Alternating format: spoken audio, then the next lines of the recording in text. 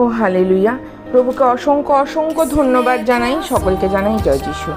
আমার নতুন একটি ভিডিওতে তোমাদের সকলকে স্বাগত জানাই। দেখি চলো আজকে ঈশ্বরের বাক্য কি বলছে। হালেলুয়া। আজকে বাইবেলের যে চরিত্র নিয়ে কথা বলবো তার নাম হচ্ছে জিহুদা।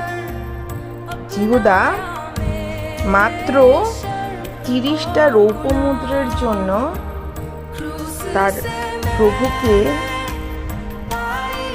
যাজকদের হাতে সমর্পণ করছেন। এই জিহুদা প্রভুর শিষ্য। জিহুদা নিজের চোখে দেখেছে প্রভু মৃত ব্যক্তিকে জীবিত করছেন। এই জিহুদা নিজের চোখে দেখেছেন তার প্রভু অন্ধকে দৃষ্টি দিচ্ছে।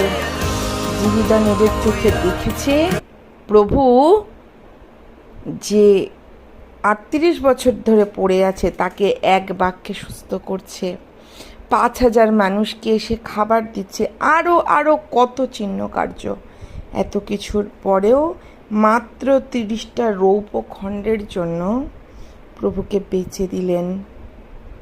লোভ, তার লোভ সে সত্যে ছিল, কিন্তু সত্যকে সে বুঝল না। সে প্রভুর সঙ্গে সঙ্গে ছিল, প্রভুর ক্ষমতাকে বুঝল না।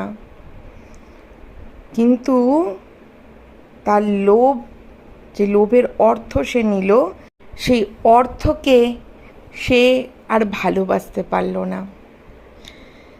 একদিকে এই জিহুদা যে 3 বছর প্রভুর সাথে থেকে নিজের চোখে দেখেছে প্রভু কেমন মহান মহান কাজ করেন, আর একদিকে সেই সাধু পৌল, যিনি প্রভুর সঙ্গে তো ছিলেন না, কিন্তু শুধু দর্শনে প্রভুর বাক্যে নিজের জীবন প্রভুকে সমর্পণ করলেন। প্রভুকে চিনে প্রভুর কাছে নিজেকে সমর্পণ করা, প্রভুর পথে নিজেকে চালিত করাই হোক আমাদের জীবনের উদ্দেশ্য। আমেন। প্রভু আপন বাক্যে সবাইকে আশীর্বাদিত করুন।